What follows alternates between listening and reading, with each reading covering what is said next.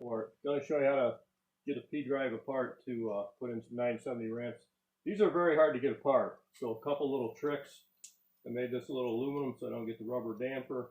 Going to heat it. You could heat it with a mat gas also. Just to save time in the video, I'm just going to do one. The other thing, you do have to impact it. Tried it earlier, this doesn't work. I actually broke a Torx on one of these before heating. So now I go to the vise, put it in the vise, go the correct way, and it breaks loose very nicely.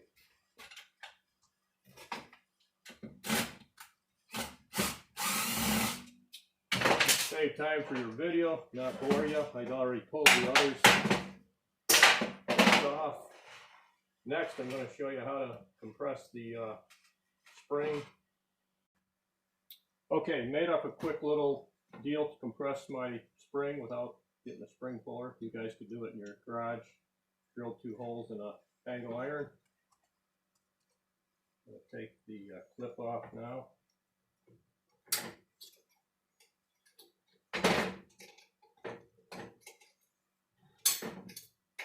You'll see when I take it off, 2 nuts under there.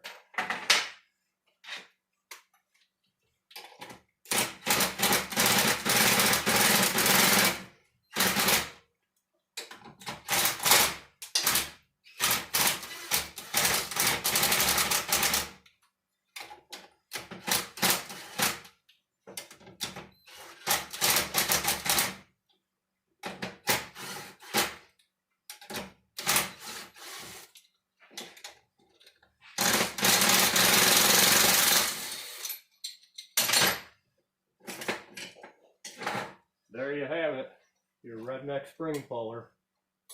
By the way, guys, sometimes you'll see this cracked. It means nothing. The spring sits against the little metal sleeve. You could actually take this off. I think they do it something for just to be politically correct.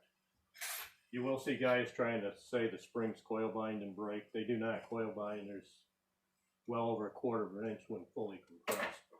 So now that I've got it apart, you can see I just set 2 little nuts against here on my homemade compressor. This will pull off.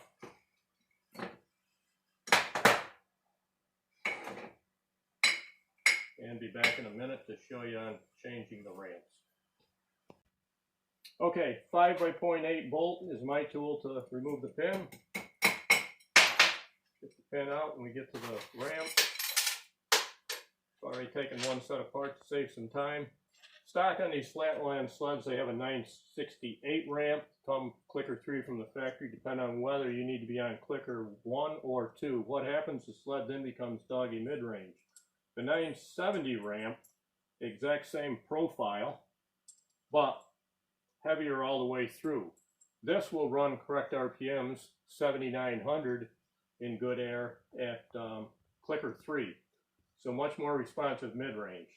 Speaking of clickers, guys, if you really want to fine tune, there's how much difference if you move the clickers all the way.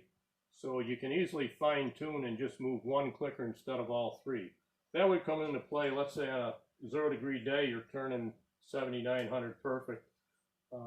That afternoon it warms up, you're at 25, you're now under revving. If you click them all up, you're going to over rev and have a dog again. So just click 1 up, get it back near that 79 target. Speaking of that, a lot of hype, a lot of $500 clutch kits out there, guys claiming they know more than Skidoo when they don't. You can easily fine tune your sled with a set of ramps. A lot of the sleds need nothing. If you look in the Skidoo manual, they've got the ramps, the profiles. Skidoo engineering for out west, do the less horsepower. Going to run a stiffer spring, going to run a ramp with a slightly different profile, which can act like a different helix also, and a little weight. Back east, SHCRA is the biggest circuit in the country. We run almost 30 races a year. Jerry Rice Racing, very competitive circuit also back east. The guys winning stock clutching, guys. I'm building an SS sled. I've got a stocker.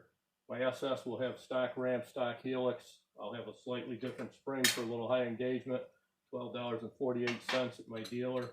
I'm going to run the 68 ramps because I don't care drag racing. I'm going to get my RPMs right.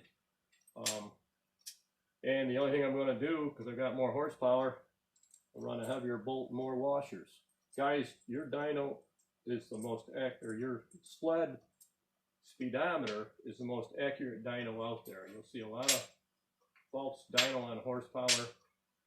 Your mile an hour and your RPMs tell you the story. Hope this helps. Have fun with the 850s.